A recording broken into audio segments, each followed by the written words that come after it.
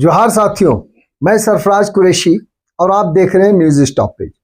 आज पूरे झारखंड में जो सबसे ज्यादा चर्चित मामला रहा वो था रांची में रिम्स 2 जिस जमीन पर बननी है नगरी में, जहां प्रस्तावित है रिम्स 2, उसी जमीन पर हल जोतो कार्यक्रम को लेकर था।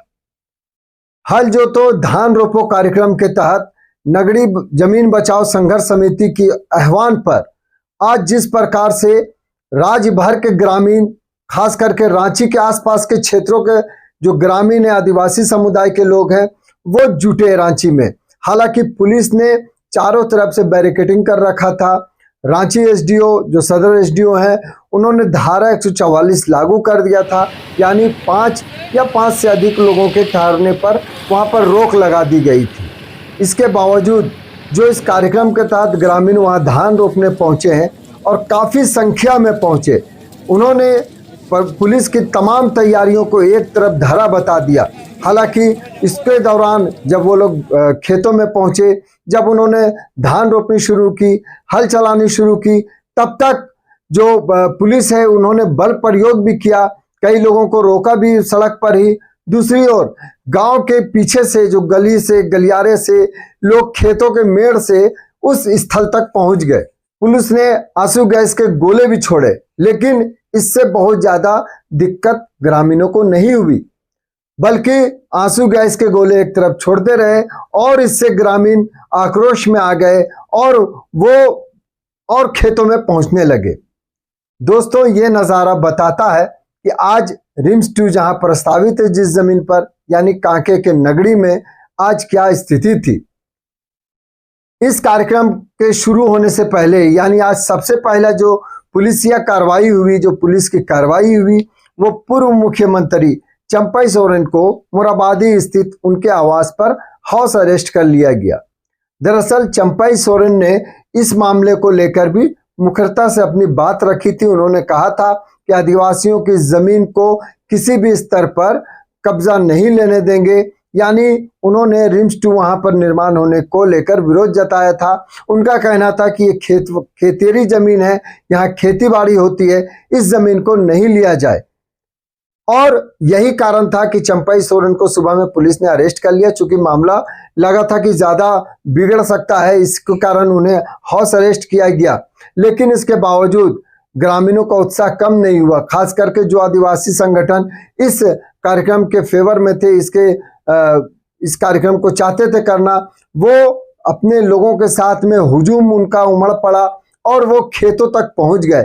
यानी पुलिस की तमाम कोशिशें एक तरफ धरी की धरी रह गई।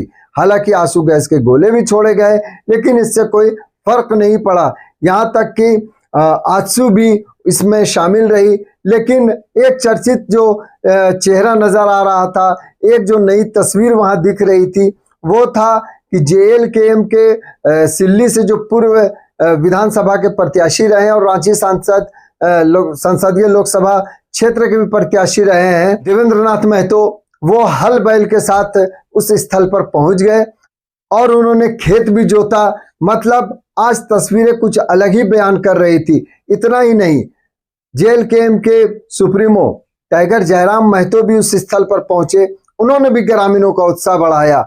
मतलब एक तरफ सरकार हो गई तो बाकी जितनी पार्टियां हैं वो दूसरी तरफ नजर आने लगी है।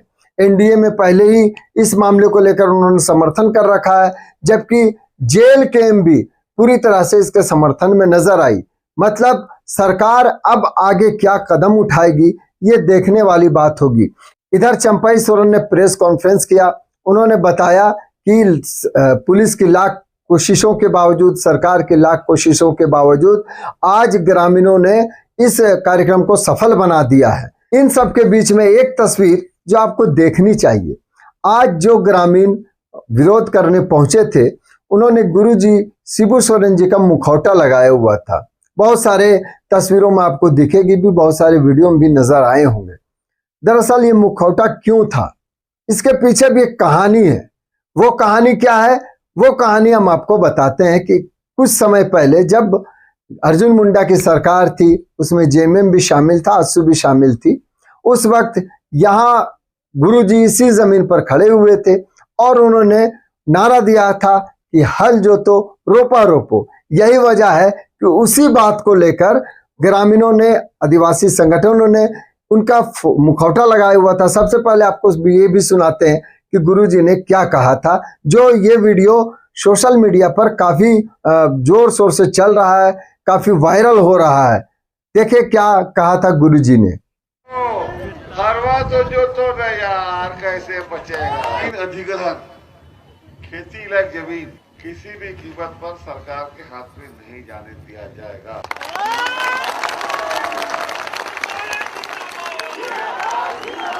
मैं सरकार में भी हूँ, आज सरकार के खिलाफ भी बोलता हूँ, इसलिए कि जनता का हित का बात है। जनता नहीं रहेगी तो सरकार कहाँ से रहेगी। आज इस जमीन में घर मकान बना के, अपना बिल्डिंग बना के अफसर ऑफिसर रहेंगे और यहाँ जिसका जमीन है वो बेचारा सड़क पर रहेगा, भीख मांगेगा, गलत बात है। इसलिए सबको को सजग रहना चाहिए। हम लोग एकताबद्ध नहीं है, एक आवाज पे नहीं उठते बैठते हैं। जो आवाज सैकड़ों वर्ष से हो रहा था, जाकर अलग करो। कितने लोग शहीद हुए, जेल में सड़ गए, मर गए, हम लोग भी बहुत जेल गए, बहुत मार खाए। अलग राज हम लोगों ने निकाला, बनाया। तो इस अलग राज को चलाना भी चाहिए। सिर्फ अलग राज बोलने से नहीं होगा। आप लोग अपना बैठ के घर में बोलते हैं अलग राज हो गए, अलग राज हो गए, अलग राज हो गए, तोर की भेलो तोरा तो कुछ होना चाहिए ना। क्या होना चाहिए यार, खेत में हरियाली रहना चाहिए। आप घर में पशु पक्षी का जमवाड़ा होना चाहिए। छकरी बकरी पशु सब भेड़ बकरा है, वो सब टका है। मुर्गी में पैसा है। इसे हम लोग तो आदिवासी घर में तो शुरू से है, जमाने से। लेकिन आजकल ऐसा कायदा हो गया, दारू पीना है तो भेज दो 100 मुर्गी, और अगर सर्दी साहब आए तो साला भेज दो 100 बकरा, और 4-5 दिन तक दारू पीते रहो। सर्दी आए हैं, साला सर्दी भी लोटपोट, ये भी लोटपोट, पी खा के साला दोनों ही हाथ मुझ लिया अपना घर में। यही तो हो रहा है। इसे हम लोग को आदिवासी नौजवान लोग, हम लोग पढ़े लिखे लड़के हैं, विरोध कोई नहीं करता है मन से। सुनो, हरवा तो जो तो न यार कैसे बचेगा।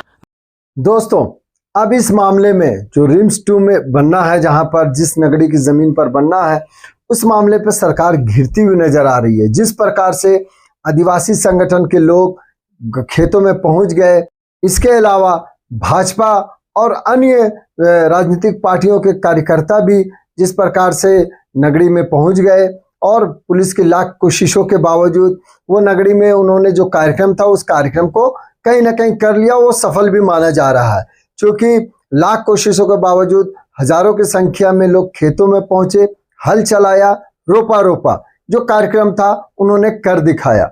अब आगे क्या होगा, सरकार के लिए ये एक बड़ी चुनौती बन जाएगी, क्योंकि पहले से ही सरकार सूर्या हासदा एनकाउंटर केस जो गोड्डा में हुआ है, उस मामले पर एक तरह से घिरी हुई दिख रही है।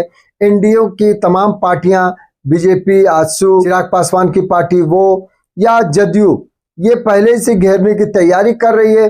दूसरी ओर सूर्या हासदा JLKM के प्रत्याशी रह चुके थे। ऐसे में पहले ही जयराम महतो ने सीबीआई जांच की मांग की है।